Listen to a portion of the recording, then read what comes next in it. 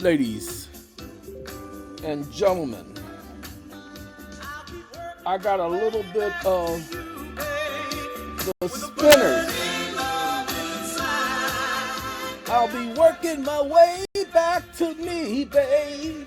What a happiness and times I get away. All right, ladies and gentlemen, I don't play it every day, but I'm going to play it from now on. You know, I've been waking up and I've been playing music. And I can tell you that I have actually been feeling a little bit better these days. I've been seeing a little pep in my step, a little smile. As a matter of fact, I woke up the other day and I'm like, you know what? This is a perfect day. And I felt that way. Until I ran into the POPos.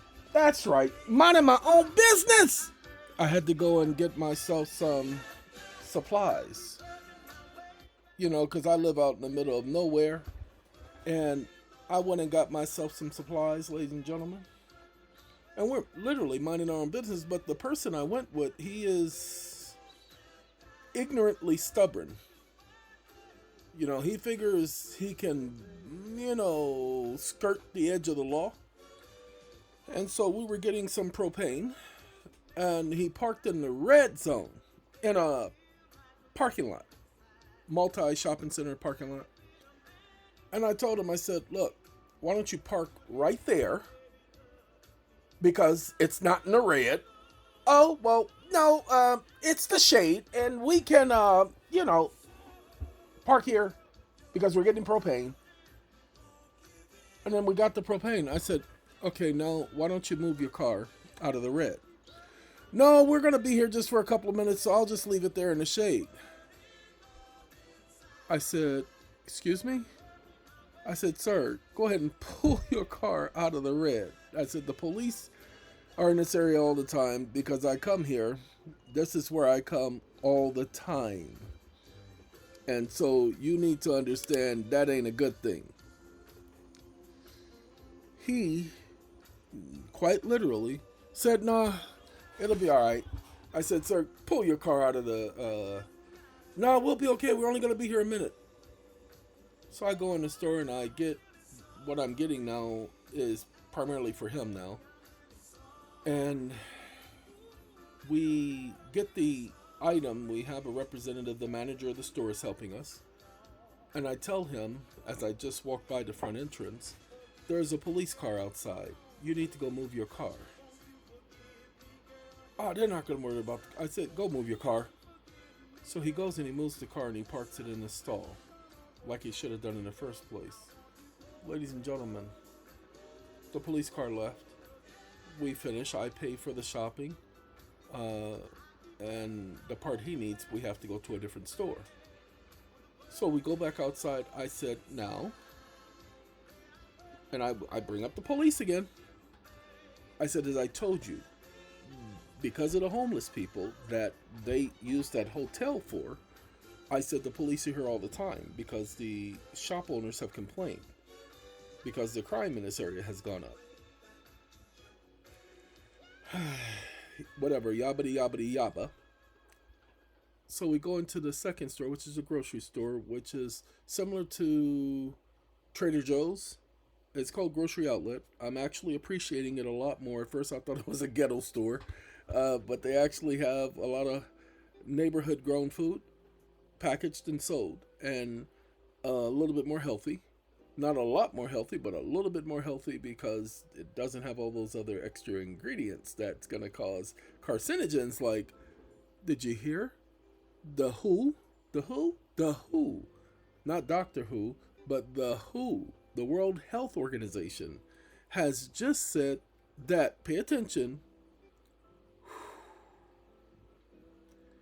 ladies and gentlemen, they have just said that a particular ingredient may be a carcinogen. A particular ingredient may be a carcinogen. Hold on one second. Let me go take care of this. As I said, the World Health Organization has suggested that aspartame might be a carcinogen. was trying to create rat poison, and he decided to taste it. And oh, it tastes sweet. And so aspartame, I apologize. It actually went back on pause when I wasn't supposed to. So I'll get back to the store and speak about us leaving the store. After we left the store, we're in the car. We put everything inside. I'm talking to him about the fact that he should have moved his vehicle and parked it in the stall originally. Said it made no sense. And he was explaining how it didn't matter, blah, blah, blah. The police didn't do anything. They're not worried about him. And I said, sir, the police are in another parking lot watching us leave. And as we're getting ready to pull backwards, I said, see, there's the police car. Yeah, he's going over there to those homeless people. And we get into a conversation about the homeless people and the hotel that they are using for putting the homeless people. And we pull out, and as we pull out, we make a right, and I said, you're going to make a left up here at the corner. And as I'm saying, you're going to make a left up here at the corner, he says, the police are behind us. And then I said, okay. He says, are they pulling me over? And I look and I see in my mirror a blue light. And I said, pull over. And he pulled over. Then I said, I am going to let you handle this.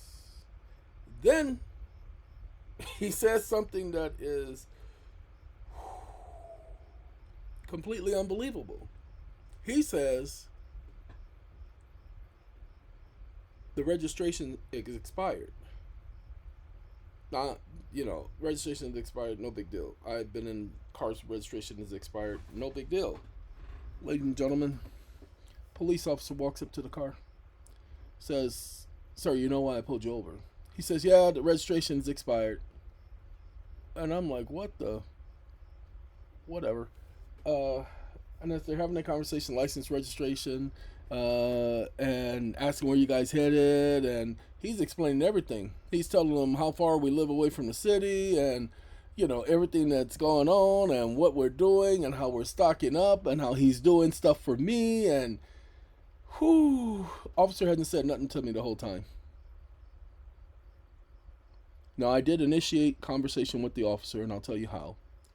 Officer said something that I didn't know about, and it completely shocked me. Because I know it's a no-no, because I'm from the hood, and we're taught by our parents things like this. Pay attention. Officer says, and while I'm here, if you can keep the knife in your pocket. What the? Keep the what in your mother? What? Ladies and gentlemen, the officer literally said, while I'm here, if you can keep the knife in your pocket. Now, hold on. That was interesting. I really will tell you that was interesting, hearing that. Because I know that if it had been me, he would have said, sir, I need you to step out of the car. Pay attention. Because you know their routine. Do you have any knives, any weapons, any blah, blah, anything that could hurt me? Pay attention. They have a script that they read. I say to the officer, after the officer is getting ready to let him take care of his business while he says he's going to go back to the car, and I tell the officer, when we leave, I will make sure that goes in the glove compartment. I don't allow people to be around me with knives. Sorry, you don't get to have weapons around me. That is my rule. The officer says, and who are you? I said, excuse me? He said, do you have any ID on you? I said, I'm a passenger. You know better. He says, excuse me? I said, I am a passenger. You know better than to ask me for ID.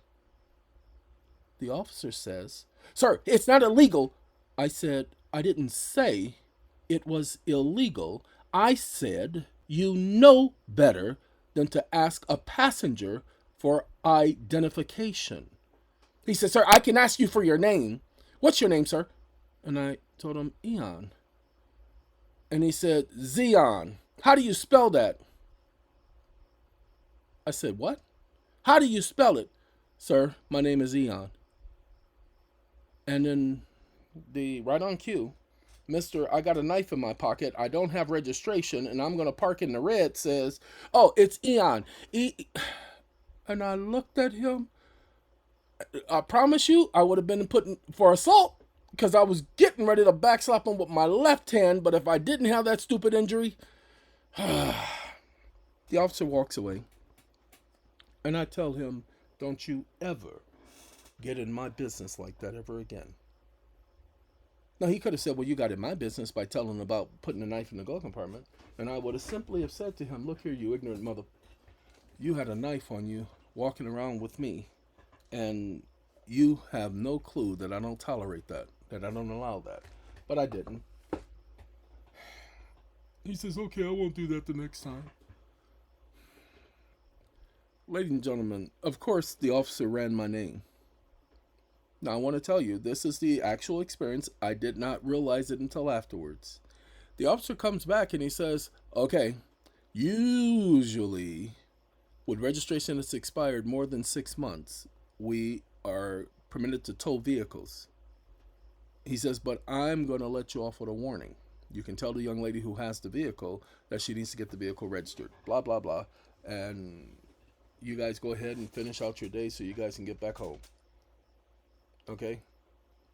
Now, technically, he gave us permission to drive around with an expired tag. Ladies and gentlemen, I want y'all to pay attention to this because this is very important.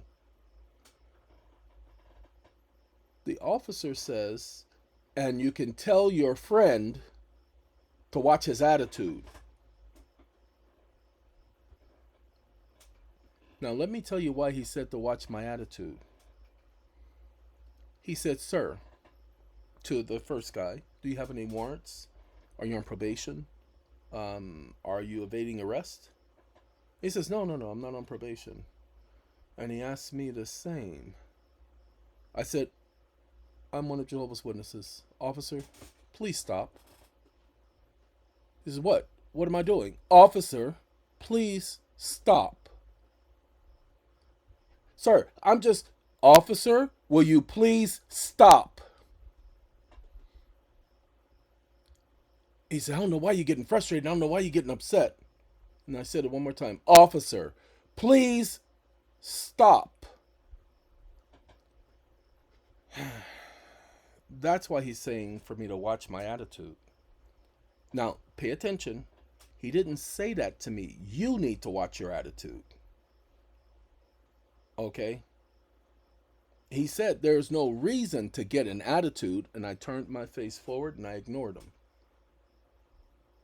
At that point, I ain't got nothing to say to you. You want to escalate this? We'll have a good time. Ladies and gentlemen, he came back. He made the comment about tell your friend over there to watch his attitude. And when we left, I said that last comment was for my benefit. I said he and I were having a conversation that you were unaware of. He was trying to engage me in the conversation so that he could complete an investigation. I was not going to allow that. I said you gave him my name so that he could do an investigation on me, and you gave him your name so that he can do an investigation on you. If you want him to investigate you, that's all on you. But you don't get to do that with me. Then I told the young man, I said, that officer, he's not been on the job very much, but he understood exactly what was going on.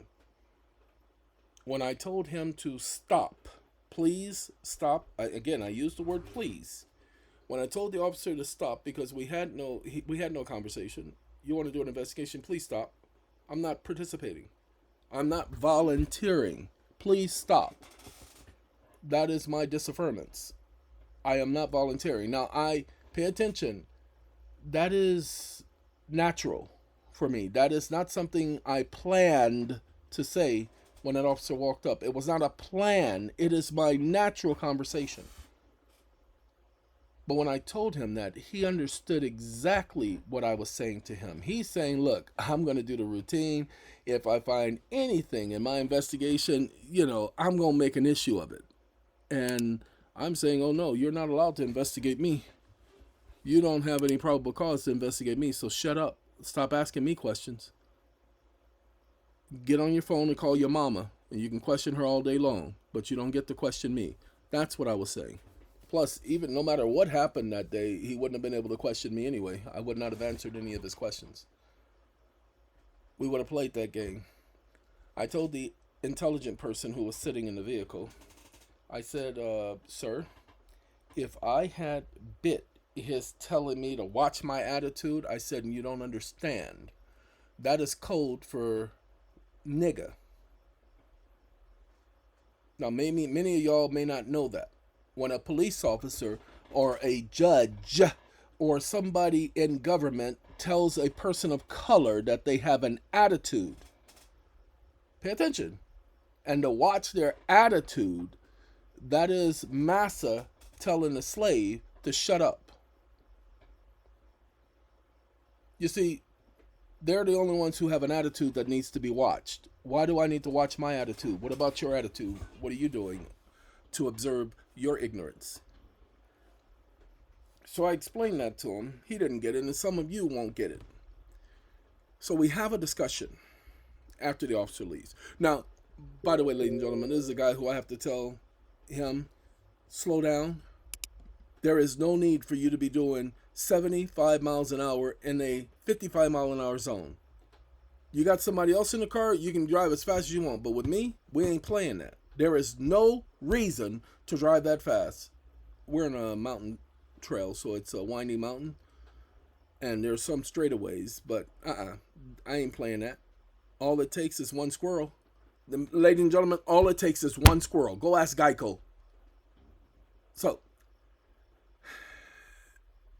as I am talking with him, I say the problem is you and other people like you who have no resemblance to the so-called colored experience.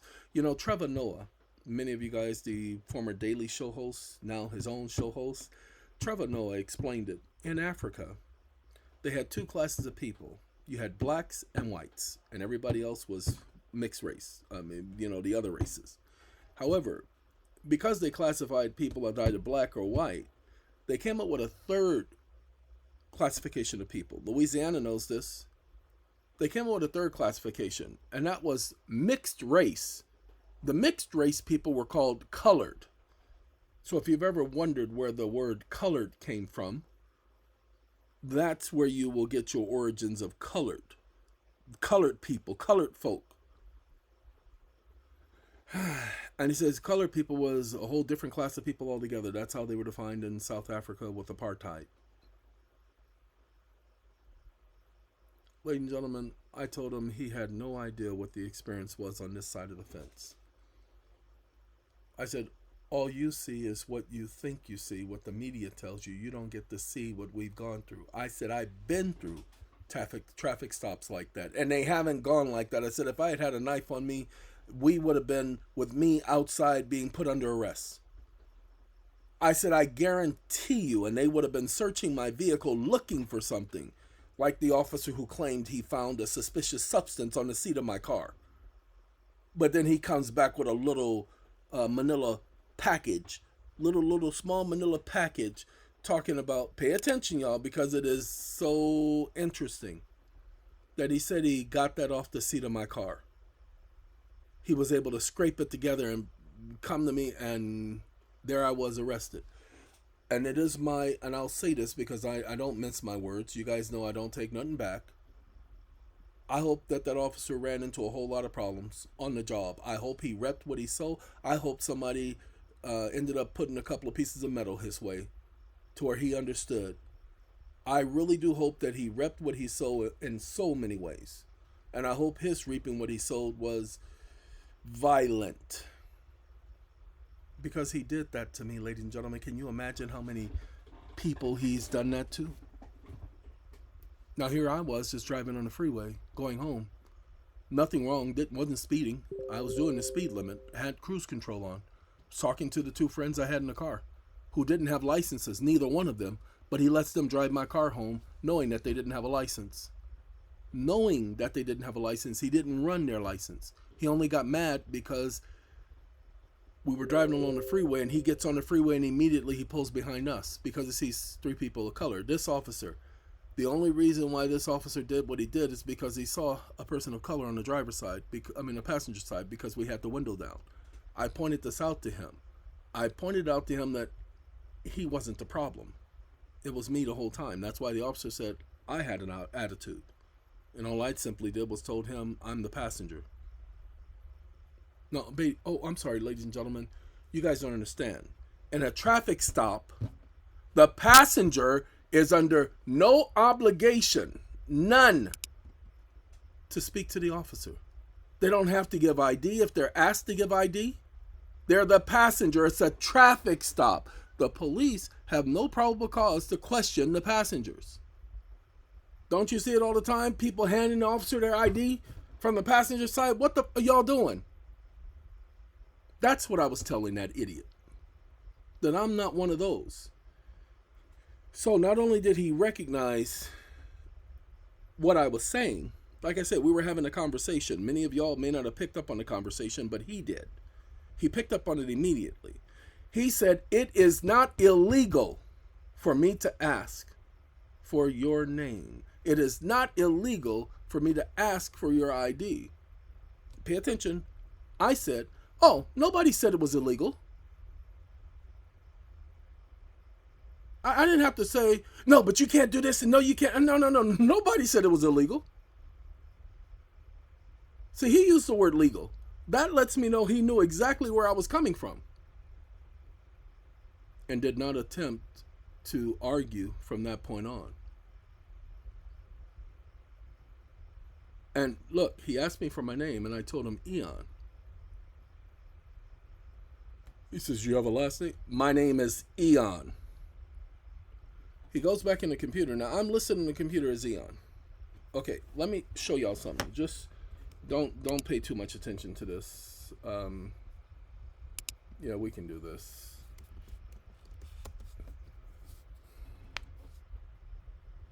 I do this with courts all the time, because the one that told me my name is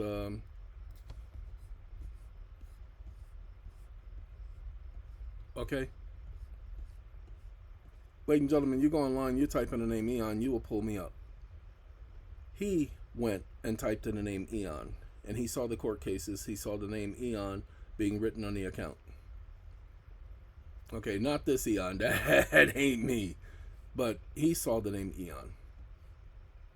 Okay, they know who EeON does. Oh, look at that. Pay attention. Now they have what EeON stands for. They never had that before. Anyway, ladies and gentlemen, and this is the organization. I think this is Australia. EeON. Okay, there's only one person that goes by the name EeON. One, only one. But when you look it up, it's me. When you are in court and the police look it up, they get my information. Which is why the officer came back and said, I'm going to let you go with a warning. You know what I would have done? I would have got him for his racist remarks. I would have said that he pulled us over due to racism. I would have said that the fact that he recognized there was a knife in that young man's pocket, that there's no way in the world he would have done the same with me. Ladies and gentlemen, I've been in that situation before, and so have many other people of color. See, the limit is you can walk with a 4-inch knife. That's the limit. You can't walk with anything larger than that. How did the officer know? Well, he could take a look at the head and see that it was 4 inches. Really. He couldn't take a look at anything because it was in the guy's pocket, and he's standing outside the vehicle, and he never leant into the vehicle to see. Sorry, give me one quick second. All right, I was back. He never leaned into the vehicle to see the size of the knife or anything. He just did what he did. And all I can say is that was interesting. So that's my experience yesterday with the police. The video I told you guys about, the video I did, that video was designed to help you all understand what to do in situations like that. You're not there to argue. You're not there to make statements. Your job is to simply understand your role. If it is a simple traffic stop, what did you pull me over for? Okay. Complete your investigation. I will not be participating. Give me whatever it is you need to give me, and I'll be on my way.